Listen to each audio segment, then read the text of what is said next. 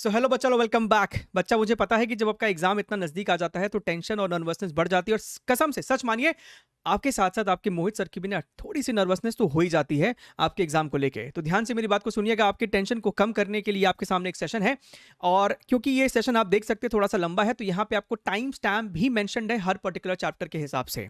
तो ध्यान से मेरी बातों को सुनिएगा। ये सेशन उन बच्चों के लिए 100% मस्ट है जिनका इस समय बहुत कुछ पेंडिंग रह रहा है, जिनको ये समझ में नहीं आ रहा कि कौन से चैप्टर के अंदर कौन सा ऐसा टॉपिक है जिनको मुझे छोड़ना ही नहीं है, या फिर मैं कौन सा ऐसा टॉपिक है जो रिस्क लेके शायद मैं इस समय अवॉइड कर भी सकता हूं या सकती हूं। Right? And apart from that, I would also urge you to please complete our challenges। सभी का लिंक डिस्क्रिप्शन बॉक्स में है, और भी आगे आने वाले हैं आपके सामने। एंड इसके अलावा जिस समय ये वीडियो आपको रिकॉर्ड हो रहा है, एग्जैक्टली आपके पास 45 डेज बचता है। तो यस, अभी भी आप 45 डेज वाले चेकलिस्ट को फॉलो कर सकते हैं। चैप्टर्स को अगर आपको अच्छे से रिवाइज करना है ना, तो ये आपके सामने सबसे बेहतरीन सिचुएशन है, प्लेस है जहां से आपको उसको करना चाहिए। राइट? तो 45 डेज चेकलिस्ट को आप फॉलो कर सकते हैं, उसका भी लिंक आपको डिस्क्रिप्शन बॉक्स में दे रखा है। तो चलिए यहां पे हम लोग शुरू करते हैं। एंड जितना भी अभी तक का एक्सपीरियंस रहा है, अनुभव रहा है, एंड जैसा भी आपको पेपर का ट्रेंड रहा है, और ऐसा मत समझिए कि कोई एक्स आदमी पेपर बनाएगा या फिर वाई आदमी पेपर बनाएगा तो ट्रेंड में कुछ बहुत सिग्निफिकेंट बदलाव आ जाता है। हर किसी का एक सिलेक्शन प्रोसेस होता है। कुछ टॉपिक्स सभी के फेवरेट होते हैं, जो भी आपको पेपर सेटर होता है या फिर जिस प्रकार से सवाल को चुना जाता है, तो उसी को ध्यान में रखते हुए आपके सामने यहाँ पे टॉपिक्स की लिस्ट है। आपको अगर सारे चैप्टर्स का सुनना है तो सुनिए, पेपर पेन लेके बैठिएगा, क्योंकि आपको इस समय लिखना पड़ेगा, है ना। थोड़ा सा समय दीजिए अपने ऊपर, 15 मिनट 20 मिनट, और जो जो इंपॉर्टेंट चैप्टर्स आपको लगता है कि इस चैप्टर का सब टॉपिक्स मुझे लिख लेना चाहिए, जहां से सवाल बनने के चांसेस ज्यादा होते हैं। ठीक है, तो चलिए हम लोग यहाँ पे शुरू करते हैं। सबसे पहला जो आपका यहाँ पे चैप्टर आता है, that is your units, dimensions, errors and vectors. Right? अब इसमें क्या है, आपका जो सबसे ज्यादा सवाल अगर आप ध्यान से देखोगे ना, तो यूनिट्स एंड डायमेंशन से ही आपका सबसे ज्यादा सवाल बनता है। वो भी टिपिकल आपका डायमेंशनल एनालिसिस वाला सवाल बनता है, जहां पे आपको क्या तो मैट्रिक्स मैच वाले सवाल दे सकते हैं, या फिर आपको इक्वेशन दे दिया है, फॉर्मूला दे दिया है, और आपको वहां पे किसी एक वेरिएबल का डायमेंशन वो लोग पूछ लेते हैं। राइट? इसके अलावा एरर एनालिसिस वाला जो आपका है, वो थोड़ा सा सेकंड प्रायोरिटी पे आता है इसी के अंदर, जिसके अंदर आपको एरर एनालिसिस और जो दो इसका वर्नियर कैलिपर और स्क्रू गेज है, जिसको बहुत ही बेहतरीन तरीके से यहाँ पे समझाया हुआ है, आपको उसको जरूर से करना ही करना है। राइट? अच्छा, देखिए, वेक्टर में कुछ बहुत ज़्यादा डिफिकल्टी नहीं है, आप उसको बेसिक लेवल से ही पढ़ते हो। और आप 11वीं में वेक्टर पढ़ते हो, 12th में हर चैप्टर में आप उसका एप्लीकेशन करते हो, तो उसको सेपरेटली बैठ के बहुत ज़्यादा समय देने की ज़रूरत नहीं है। अगर हम यहाँ पे बच्चा बात करें काइनेमैटिक्स में, तो आपका जो वन डायमेंशनल मोशन होता है ना, चाहे वो आपका हॉरिजॉन्टल रोड पे हो, चाहे वो आपका स्टोन हो जिसको आपने ऊपर मोशन अंडर ग्रेविटी, वो भी आपका वन डायमेंशन मोशन है। तो ये जो आपका कैटेगरी है, इस पे आपको सवाल बनते हैं। हालांकि मैंने ऐसा देखा है, अमूमन काइनेमैटिक्स में बच्चों को थोड़ा बहुत कंफ्यूजन होता है, चाहे वो कितनी भी प्रैक्टिस कर ले, तो आपको इसका बेसिक अंडरस्टैंडिंग होना चाहिए। बहुत ज़्यादा इस समय इसके पीछे बहुत ज़्यादा टफ टफ सवाल अब सॉल्व करने की ज़रूरत नहीं है। आपको बेसिक अंडरस्टैंडिंग है, then move on from this particular chapter, क्योंकि ये चैप्टर एज अ टूल आपको इस्तेमाल होता है आपके आगे आने वाले चैप्टर्स में। राइट? इसके अलावा आपको प्रोजेक्टाइल मोशन बहुत बहुत बहुत इंपॉर्टेंट है आपके motion in one dimension, two dimension kinematics के अंदर। तो प्रोजेक्टाइल मोशन पे आपको अच्छी खासी अंडरस्टैंडिंग होनी चाहिए, उसका एप्लीकेशन आगे भी आपको देखने के लिए मिल जाता है। राइट? फिर हम यहाँ पे आते हैं लॉज ऑफ मोशन में। अगेन, ये वो समय नहीं है जब आप लॉज ऑफ मोशन में अपना बहुत ज्यादा समय दे, ये वो समय नहीं है। ये समय आपको बेसिकली 11वीं में होता है। अभी आपको बेसिक्स आना चाहिए लॉज ऑफ मोशन का, और ये मैं उम्मीद करता हूं कि आपको आता होगा। आपको एफबीडी बनाना आता होगा, टेंशन दिखाना आता है, नॉर्मल दिखाना आता है। सो आई एम नॉट एक्सपेक्टिंग कि आप उसके ऊपर इस समय अपना बहुत ज़्यादा टाइम खराब करें। बेसिक अंडरस्टैंडिंग होनी चाहिए, उसके अलावा आप आगे मूव ऑन कर सकते हैं। Right? Work energy power and circular motion, again अच्छा करो, अपना वर्क एनर्जी थ्योरम का जो एप्लीकेशन है उसके ऊपर काम कीजिए। हमारे चैनल पे जो हमारा वर्क एनर्जी पावर का प्लेलिस्ट है, उसके अंदर वर्क एनर्जी थ्योरम पे एक डेडिकेटेड पीएचडी वीडियो है। अगर आपने दिक्कत है उसमें, तो उसको आप देखिए। 15 से 20 मिनट का आपको वो सेशन है, विद 5 to 6 सॉल्व्ड एग्जांपल्स, आपका हो जाएगा वहां से काम। राइट? सर्कुलर मोशन पे भी आपका ठीक ठाक कमांड होना चाहिए, चाहे वो हॉरिजॉन्टल सर्कुलर मोशन हो या फिर आपका वर्टिकल सर्कुलर मोशन हो। वर्टिकल सर्कुलर मोशन आपको समझता है ना, बॉटम पे √5 GL, जो बेसिक ट्रेडिशनल आपके वहां पे टिपिकल फॉर्मूले से इक्वेशंस है। है ना? तो उसका आपको बेसिक अंडरस्टैंडिंग होना चाहिए, उस पे भी सवाल आपको बनते हैं। एंड आपका जो हॉरिजॉन्टल सर्कुलर मोशन है, उसका एप्लीकेशन आपको आगे आने वाले चैप्टर्स में मिलता है, यानी कि 12th के चैप्टर्स में, चाहे वो इलेक्ट्रोस्टैटिक्स हो, ग्रेविटेशन हो, मूविंग चार्जेस हो, जहां पे आपका सर्कुलर पाथ पे कोई मूव कर रहा होता है तो सेंट्रीपिटल फोर्स वाला वहां पे आपका कॉन्सेप्ट आता है। ठीक है, फिर अपने घुस जाते हैं centre of mass collision and rotation. अगर आपने देखा होगा, हमने आपको 45 डेज चेकलिस्ट में प्रायोरिटी ए, बी एंड सी दिया है। तो हम लोग जनरली इस समय, इन आखिरी के 2-3 महीनों में ना, हम लोग रोटेशन को थोड़ा सा नीचे ही रखते हैं। ऑफ कोर्स रोटेशन से आपको सवाल कभी कभी दो दो भी आ जाते हैं, बट हैविंग सेड दैट, इसका मतलब ये नहीं कि इस समय आप रोटेशन में अपना बहुत ज्यादा एफर्ट लगाए। अगर आपका सिलेबस में कवरेज में बहुत दिक्कत हो रहा है, आपको साथ साथ शायद बोर्ड्स भी मैनेज करना पड़ सकता है, अगर आप ड्रॉपर से, हो सकता है कि आपने शुरुआत के 2-3 महीने ढिलाई दी है और अब आप दोबारा से जाग रहे हैं, तो अभी वो समय नहीं कि रोटेशन में आप बहुत डीप घुसे। ठीक है, फिर भी मैं आपको बता रहा हूं कि सेंटर ऑफ मास कोलिजन में ना, आपका जो 1D कोलिजन बेस्ड क्वेश्चंस है, उससे आपको काफी अच्छे क्वांटिटी में सवाल पहले भी पूछे जा चुके हैं। तो अभी भी of course 1D collision, I think it is the most simplest one, जहां पे आपको simply linear momentum conservation and coefficient of restitution का इक्वेशन लिखना पड़ता है। ठीक है, उसके अलावा आपका basic conservation of linear momentum का जो कॉन्सेप्ट है वो आपको आना चाहिए कि भैया अगर पूरे सिस्टम पे नेट फोर्स 0 है तो we can apply this particular concept, right? चाहे वो आपका एक्सप्लोजन वाला सवाल हो, चाहे वो आपका गन एंड बुलेट वाला सवाल हो, है ना? तो ऐसे सवाल आपको समझ में आने चाहिए। रोटेशन में मोमेंट ऑफ इनर्शिया के डायरेक्ट क्वेश्चंस आपको काफी पूछे जाते हैं, तो स्टैंडर्ड बॉडीज के मोमेंट ऑफ इनर्शिया अपने को आने चाहिए। Parallel axis theorem, perpendicular axis theorem अपने को लगाने आने चाहिए। नोटबुक पेन होना चाहिए आपके हाथ में, जो इंपॉर्टेंट लग रहा है उसको लिखते जाइए। बहुत ही एक्सपीरियंस है आपको यहाँ पे बताया जा रहा है, राइट? एंड इसी में से ही ना आपको 72% पेपर बन के आता है। 72 to 75% पेपर आपको इसी में से ही बन के आएगा। ऑफ कोर्स 20 से 25% आपको हमेशा इधर उधर आएगा ही आएगा, राइट? अच्छा, anyways coming back to the point, rolling on incline plane. बहुत से बच्चों को लगता है कि सर रोलिंग सिलेबस में है कि नहीं, बिल्कुल सिलेबस में है, पढ़ना है आपको। तो रोलिंग के ऊपर भी सवाल आपको काफी देखा गया है इन पिछले 3 से 4 सालों में। तो रोलिंग का जो ऑन द इंक्लाइन प्लेन वाला कॉन्सेप्ट है वो आना चाहिए। अगर कोई बॉडी प्योर रोल कर रहा है तो उसका टोटल एनर्जी कितना होता है, कैसे लिखते हैं, वो आपको समझ में आना चाहिए अगर आपको रोटेशन में भी नंबर उठाने हैं तो। बेसिक टॉर्क का आइडिया आपको होना ही चाहिए। ठीक है, ग्रेविटेशन, देखिए ग्रेविटेशन एक ऐसा चैप्टर है जहां पे आपको अमूमन सभी टॉपिक से है ना थोड़े थोड़े सवाल आते हैं। तो ग्रेविटेशन में एज सच मोस्ट इंपॉर्टेंट कोई सब टॉपिक वाली बात नहीं है। ऑफ कोर्स वेरिएशन, हालांकि ग्रेविटेशन में आपको टॉपिक है ही कितना, variation of gravity with height हो गया, डेप्थ हो गया, रोटेशन हो गया, उसके बाद आपको ऑर्बिटल मोशन हो गया, केपलर के 3 लॉ हो जाते हैं, है ना? मिला जुला के आपको इतना ही है। तो इतना भी अगर आपको आता है तो आपको यहाँ पे भी फायदा मिलेगा। एट द सेम टाइम आपको इसका बेनिफिट इलेक्ट्रोस्टैटिक्स में भी देखने के लिए मिल सकता है। सॉलिड्स, देखिए सॉलिड्स की अगर हम लोग यहाँ पे बातचीत करें ना, तो सॉलिड्स में आपको है ना सबसे ज्यादा क्वेश्चन, आउट ऑफ रफली 45 to 50 क्वेश्चन, 30 क्वेश्चन आपको है ना हुक्स लॉ से ही पूछे गए हैं। डायरेक्टली आपको हुक्स लॉ से सवाल पूछे जाते हैं, जहां पे आपको stress is equal to Young's modulus into strain, ये वाले फंडे पे आपसे सवाल पूछे जाते हैं। तो सॉलिड्स तो आपको कतई आपको छोड़ना ही नहीं, ये वाला चैप्टर। एक सवाल इससे आता है और 4 नंबर आपके है ना इसमें पक्के हो जाते हैं। फिर हम लोग यहाँ पे बच्चा बात करते हैं फ्लूइड मैकेनिक्स की। तो फ्लूइड मैकेनिक्स में आपका जो बर्नौलीज का एप्लीकेशन है वो आपका अच्छा होना चाहिए। अब एप्लीकेशन में आपको है ना बेसिकली वो जो पाइप वाले सवाल होते हैं वो आपको अंडरस्टैंडिंग होनी चाहिए, या फिर आपका even velocity of E flux भी बर्नौली से ही हम लोग डिराइव करके यहाँ पे लेके आते हैं। तो वेलोसिटी ऑफ ई फ्लक्स के सवाल अगर आप पीवाईक्यूज में भी देखोगे तो आपको देखने के लिए मिल जाते हैं, राइट? टर्मिनल फ्लूइड मैकेनिक्स में आपको 3 सेक्शन होता है, फ्लूइड स्टैटिक्स, फ्लूइड डायनामिक्स और फ्लूइड प्रॉपर्टीज।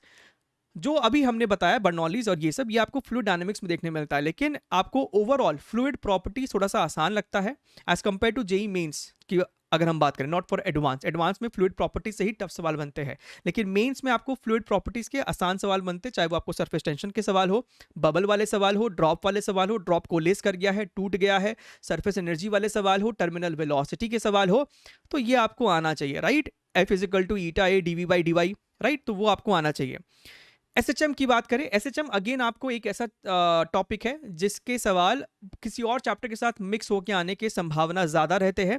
तो जो एसएचएम है वो अभी आपको 3 हिस्सों में है। एक आपका काइनेमैटिक्स ऑफ एसएचएम, जहां पे आपको पार्टिकल का velocity, position, acceleration at any given time T, इस तरीके के सवाल आपसे पूछे जाते हैं। एनर्जी क्या है, राइट? या फिर आपको सवाल होते हैं कि भैया टाइम पीरियड निकालो। अब वो टाइम पीरियड निकालो, आपको ग्रेविटेशन से मिक्स हो सकता है, इलेक्ट्रोस्टैटिक से मिक्स हो सकता है, फ्लूइड मैकेनिक्स के साथ आपको ये मिक्स हो सकता है। तो इस प्रकार के भी आपको देखने के लिए मिल सकते हैं। ठीक है, अच्छा। इसके अलावा अगर हम बात करें अभी thermal properties and your heat transfer, तो अगेन ये एक ऐसा चैप्टर है जिसका वेटेज बहुत बहुत बहुत लो है। अगर आप ऐसे सिचुएशन में जहां आपको बहुत कुछ करना है फिजिक्स में, तो थर्मल प्रॉपर्टीज को आप आखिरी के लिए रखें।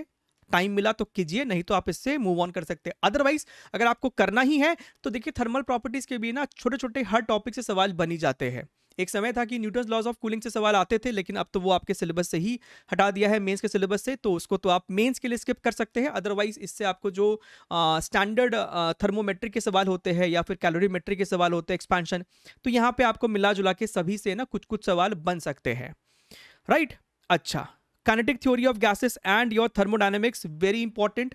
जो इसका जो सबसे इंपॉर्टेंट टॉपिक हुआ करता था, that used to be your heat engine, right, Carnot engine. लेकिन अब तो भैया वो आपको है ही नहीं, वो तो आपको अब सिलेबस में ही नहीं रहा आपके जेई मेंस के हिसाब से, तो आप उसको ऑफ कोर्स अभी स्किप करेंगे इस समय जब आपको बहुत कुछ करना बाकी है। इसके अलावा आपका जो थर्मोडायनेमिक्स है ना, ये भी एक ऐसा चैप्टर है जहां पे आपको हर टॉपिक से कुछ ना कुछ सवाल बनते, क्योंकि भैया ये आपको बहुत हाई वेटेड चैप्टर है। 2 सवाल तो आप मान के चलिए पक्का आना ही आना है इससे, आपको 2 सवाल, राइट। और वो 2 सवाल आपको इसमें अमूमन अगर आप देखोगे तो कभी ग्राफिकल सवाल आ जाते हैं, कभी आपको इसमें directly Maxwell distribution of curve से आ जाते हैं, v RMS, v most probable, v average वाले सवाल आपको बन जाते हैं, रेशियो वाले सवाल आपको यहाँ पे बन जाते हैं। ठीक है, तो यहाँ पे आपको मिला जुला के सारे ही बन जाते हैं, पॉलीट्रॉपिक प्रोसेस एंड एवरीथिंग। सो इस चैप्टर को अच्छे से यहाँ पे आप रिवाइज कीजिए, कंप्लीट कीजिए, सवाल इससे आपको बनेंगे और इंपॉर्टेंट है ये चैप्टर। अगेन वेव मोशन एक ऐसा चैप्टर है जहां पे बच्चे घबराते हैं, क्योंकि अमूमन ये क्या होता है ना, आखिरी में आपको 11th में पढ़ाया जाता है, आपका ये चैप्टर वीक हो जाता है। तो यहाँ पे आप इस बात से पक्का रिलेट भी कर रहे होंगे।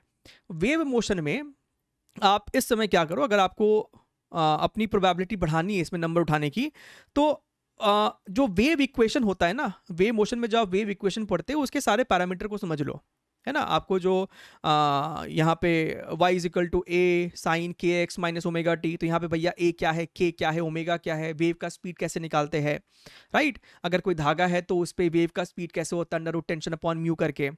फिर आपको यहाँ पे रेजोनेंस ट्यूब, ऑर्गन पाइप्स, देखिए organ pipes and standing waves on a string, वो आपको हूबहू एक जैसा है, तो एक भी करते हो तो दूसरा अपने आप होता है। और ऑर्गन पाइप का ही आपको एक एक्सटेंशन है रेजोनेंस ट्यूब, तो खुद वो दोनों कोई जुदा नहीं है। अब डॉपलर इफेक्ट इसका एक फेवरेट टॉपिक था, लेकिन वो आपके सिलेबस में अभी है नहीं जे मेंस में, तो आप उसको स्किप मारेंगे। बाकी अभी आप resonance tube, standing waves, organ pipes, इन पे आप ध्यान दीजिए, चांसेस है कि इसी सवाल आपको ही बन के आएंगे। अब हम लोग घुसते हैं 12th के टॉपिक्स में। इलेक्ट्रोस्टैटिक्स, अगेन ग्रेविटेशन अगर आपका अच्छा है तो आप मान के चलिए कि आपका 60% 50% इलेक्ट्रोस्टैटिक्स अपने आप अच्छा हो गया।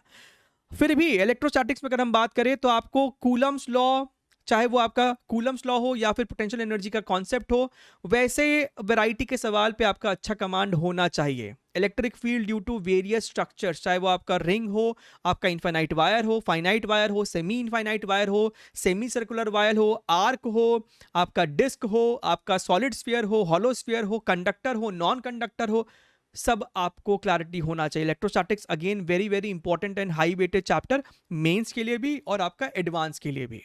ठीक है, तो यहाँ पे तो आपको सारा टॉपिक के ऊपर कमांड अच्छे से रखिए। फ्लक्स पे अगर आपको डाउट आता है तो उसके ऊपर भी हमारे पास एक पीएचडी वीडियो है, आप वहाँ से भी अपने डाउट्स को क्लियर कर सकते हैं। जब आप 45 डे चेकलिस्ट को कंप्लीट करेंगे तो वहाँ से आपका डाउट्स खत्म हो जाएगा। कैपेसिटर की देखिए, अगर हम लोग यहाँ पे बातचीत करें तो आपका है ना पैरेलल प्लेट कैपेसिटर, जिसमें आपको डाइलेक्ट्रिक डला हुआ हो, वो कॉन्सेप्ट पे अच्छा स्ट्रॉन्ग होल्ड अपना आप बनाओ। कैपेसिटर पे डाइलेक्ट्रिक आप इंसर्ट कर रहे हो या फिर आप वहां से निकाल रहे हो, बैटरी लगा हुआ है, बैटरी नहीं लगा हुआ है, तो इसके ऊपर सवाल आपको बनते हैं, है ना। पहले कैपेसिटर था, बैटरी था, और उसमें आपने डाइलेक्ट्रिक डाल दिया, तो आपसे कभी कभी एनर्जी का रेशियो पूछ लेगा, चार्ज फ्लोन पूछ लेगा, या फिर कभी कभी आपको एक कैपेसिटर है उसके पैरेलल में आपने एक और कैपेसिटर लगा दिया, तो आपको कितना हीट डिसिपेटेड है सिस्टम में। वेरी स्टैंडर्ड क्वेश्चन, आप पक्का इसको समझ भी रहे होंगे कि सर क्या कहना चाह रहे हैं। आरसी सर्किट, आपका रेजिस्टेंस है, कैपेसिटर है, समय शून्य पे क्या होता है, बीच में क्या होता है और स्टेडी स्टेट में क्या होता है। तो इस तरीके से आपको इस पूरे कैपेसिटर के कुछ कुछ ये जो इंपॉर्टेंट टॉपिक्स है इनका आपको आइडिया होना चाहिए। सवाल आपको इससे ही बन के निकल के आते हैं। करंट इलेक्ट्रिसिटी, करंट इलेक्ट्रिसिटी एक ऐसा चैप्टर है, इवन कैपेसिटर में भी थोड़ा बहुत ज्यादा नहीं, लेकिन करंट इलेक्ट्रिसिटी में सर्किट एनालिसिस बेस्ड क्वेश्चन आएंगे ही आएंगे। अगर आपको 10 पेपर होता है तो 8 पेपर में आपको सर्किट एनालिसिस के ऊपर सवाल आना ही आना है। चाहे वो आपसे करंट पूछ ले, चाहे वो आपसे किसी एक रजिस्टर में करंट पूछ ले, चाहे वो आपसे इक्विवेलेंट रेजिस्टेंस पूछ ले, चाहे वो आपको व्हीटस्टोन ब्रिज का सवाल हो सकता है, बट आपको सवाल बनेगा ही बनेगा। Right, conversion of galvanometer to voltmeter and ammeter. देखिए पोटेंशियोमीटर हट गया, अब अगर पोटेंशियोमीटर हट गया है तो बचा मीटर ब्रिज और आपका ये वाला converting galvanometer into ammeter and voltmeter. तो कर लो ना, आना है इससे सवाल आपको, एक सवाल इससे आपको बन के आएगा ही आएगा, तो करके जाइए इसको अच्छे से। Right, moving charges, magnetic effect of current and magnetism, ये जो आपका एक पूरा बहुत बड़ा चंक है। राइट, तो मूविंग चार्जेस में अगर हम इस पर्टिकुलर चंक की बात करें तो आपको सबसे ज्यादा जो सवाल पूछे जाते हैं ना, वो magnetic field due to a current carrying shape की वजह से, चाहे वो आपका एक स्ट्रेट वायर हो, चाहे वो सेमी सर्कुलर वायर हो, चाहे वो आपका सोलेनॉइड का बहुत कम आता है, बट इक्का दुक्का आपको वो भी आया हुआ है, बट आपका straight wire, semi circular, arc, combination दोनों का, इस पे सवाल आपको देखने के लिए मिलते ही मिलते हैं। राइट, अच्छा, आपका जो मैग्नेट है, राइट, आपका जो मैग्नेट है डाया फेरो पैरा, अगर आपने देखा होगा तो सिलेबस से अर्थ मैग्नेटिज्म को पूरी तरीके से हटा दिया गया है, लेकिन आपका जो मैग्नेटिक प्रॉपर्टीज है उसमें आपको हिस्टेरेसिस कर्व को हटाया गया, बट स्टिल आपको पैरा, डाया और फेरो के प्रॉपर्टीज को पढ़ना है। आपको उसमें जो आपका ससेप्टिबिलिटी वाला एक टॉपिक है, फॉर्मूला है, वो आपको आइडिया होना चाहिए, और आपको क्यूरीज टेम्परेचर का आइडिया होना चाहिए। अगर इस चैप्टर से सवाल आएगा तो आपको इसी में से ही निकल के आता, 4 नंबर आपके पक्के हो सकते हैं, आसान टॉपिक है, रटना है, उसमें कुछ ऐसा दिमाग खर्चा नहीं करना पड़ता है कि इसमें कुछ लॉजिक लग रहा है, मतलब पढ़ लो ना, अब तो आखिरी का समय है, अब नहीं पढ़ोगे तो कब पढ़ोगे, समझ में आई मेरी बात। राइट, अच्छा, और इसमें आपका क्या इंपॉर्टेंट है, charge moving in a magnetic field, ये आपको तीसरे पायदान पे आता है, इसका इंपॉर्टेंस यहाँ पे तीसरे पायदान पे है, यानी कि आपको अगर एक चार्ज किसी मैग्नेटिक फील्ड में मूव कर रहा है तो उसके ऊपर आपको सवाल हो सकते हैं, चाहे वो आपका एक नॉर्मल सर्कुलर मोशन हो या फिर आपका वो एक हेलिकल पाथ हो। इस पे आपको थियोरेटिकल कॉन्सेप्चुअल सवाल भी बनते हैं, 2023 के पीवाईक्यू में आपने देखा होगा, इसको हमने अपने टॉप 200 वाले में भी डाला हुआ है, हमने इसको अपने 141 थियोरेटिकल थर्ड चैलेंज में भी डाला हुआ है। ठीक है, तो कीजिए, करना तो आप ही को पड़ेगा। अच्छा, इलेक्ट्रोमैग्नेटिक इंडक्शन, अगेन एक ऐसा सेक्शन है जो बच्चे कभी कभार छोड़ देते हैं। यहां पे आपको जो 2 सबसे इंपॉर्टेंट टॉपिक है, एक आपका है फैराडेज लॉ के ऊपर बेस सवाल, राइट, तो फैराडेज लॉस के ऊपर सवाल में आपको थ्योरेटिकल भी हो सकता है, न्यूमेरिकल भी हो सकता है, डायरेक्टली आपसे इंड्यूस्ड ईएमएफ पूछ ले, इंड्यूस्ड करंट पूछ ले, या फिर आपसे वहां पे ग्राफ बनवा दे। आपसे ऑफ कोर्स आपको वहां पे ग्राफ नहीं बनाना पड़ेगा, आपको वहां पे एक ऑप्शन चुनना पड़ेगा। एंड जब फैराडेज लॉस करते हो तो लेंज लॉ उसके साथ चिपका हुआ आता है, भैया किस डायरेक्शन में आपको करंट फ्लो करेगा, तो वो तो आपको निकाल के आना चाहिए। और दूसरा इंपॉर्टेंट यहाँ पे आपका आता है motional EMF, right, motional EMF आपको 2 प्रकार का हो सकता है, क्या तो एक रॉड ट्रांसलेट कर रही है, राइट, बीवीएल, या फिर आपको एक रॉड रोटेट कर रही है, half B omega L square. तो ये वाला आपको दोनों ही आना चाहिए, दोनों पे सवाल आपको बन के आते हैं।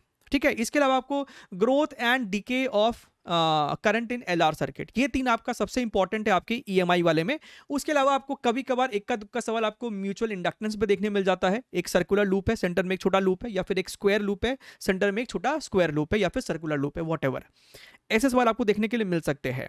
फिर आपका आता है alternating current, hands down most important topic is your RLC circuit, RLC series circuit, ये आपका सबसे इंपॉर्टेंट है, चाहे इसके ऊपर रेजोनेंस के सवाल आ जाए। एक बार ये आरएलसी है, उसमें से एल हटा दिया तो फेज डिफरेंस ये है, सी हटा दिया तो फेज डिफरेंस इतना है। सो बेसिकली आरएलसी पे आपका कमांड होना चाहिए, ये आपका सबसे इंपॉर्टेंट है। एक समय पे क्वालिटी फैक्टर भी इंपॉर्टेंट था, लेकिन वो सिलेबस से हट गया है, तो आप आरएलसी के ऊपर अच्छे से फोकस मार के उसको पढ़े। ठीक है, फिर आपका आता है ray optics and optical instrument, very very important high weighted chapter, but still हमने इसको अपने प्रायोरिटी ए में नहीं डाल के शायद हमने इसको बी में डाला था। क्यों? क्योंकि ये आखिरी के मोमेंट पे बच्चों के लिए बहुत हैवी हो सकता है, बहुत बहुत बहुत बड़ा सेक्शन है और करने में समय जाता है। सर इसमें सबसे इंपॉर्टेंट टॉपिक क्या है? बच्चा इसके हर टॉपिक से ही सवाल पूछे गए हैं, इसके हर सब टॉपिक से सवाल पूछे गए। अगर आपको इस चैप्टर को बहुत कम समय में रिवाइज करना है तो हमारा वीडियोस आप इसको अच्छे से रिवाइज कीजिए। कुछ कुछ शॉर्ट ट्रिक वाले वीडियोस भी है, बट ये आपको एक बड़ा चैप्टर है, इसके हर कॉन्सेप्ट का आपको एक ठीक ठाक आइडिया होना चाहिए, तभी आप इसके सवाल को एग्जाम में क्रैक कर पाएंगे। Right, okay sir. अब अगला अपना आता है वेव ऑप्टिक्स। वेव ऑप्टिक्स में आपका वाईडीएसी सबसे इंपॉर्टेंट है, उसके बाद आपका आ जाता है पोलराइजेशन।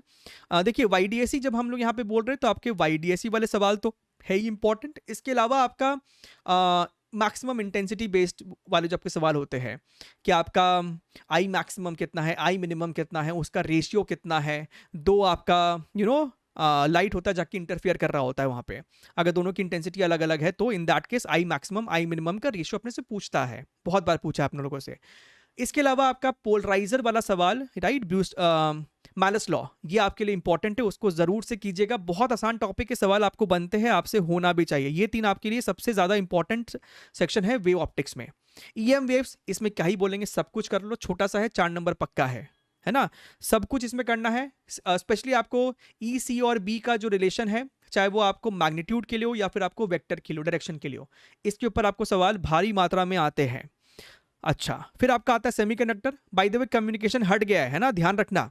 सेमीकंडक्टर की बात करें तो यहां से आपको ट्रांजिस्टर पूरा पूरा हट गया है, यानी कि ट्रांजिस्टर हट गया है, एनपीएन, पीएनपी, ऑसिलेटर, स्विच, सब कुछ हट गया है। यहां पे आपके पास जो सबसे इंपॉर्टेंट है, जहां से सवाल आपको आएगा ही आएगा, right, that is your Zener diode या फिर आपका लॉजिक गेट्स।